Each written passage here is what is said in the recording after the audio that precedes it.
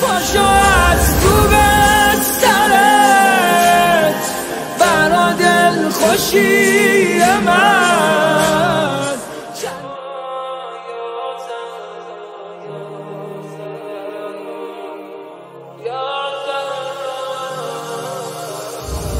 هر کسی صدای یکی رو دوست داره، بهترین صدا صدای مادره، صدایی که دق میده یه عالمو، صدا خستگی پای مادره.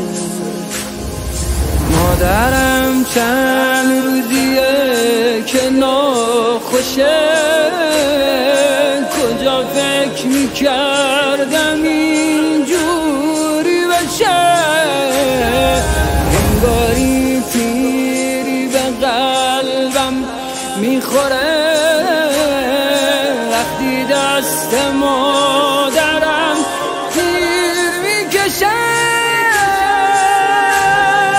پاشو از تو بسترت برا دل خوشی من، چند دقیقه را برو، مادرم منم حسن.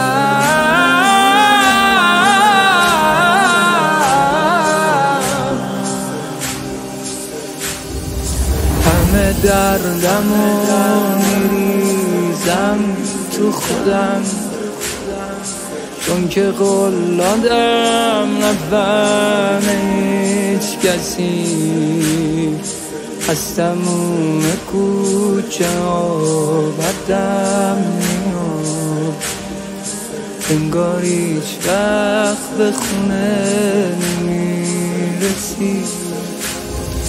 هر دم و آخه دارم به کی بگم، رو کدوم شونه بذارم سرم، روزگارم مثل شب شده آخه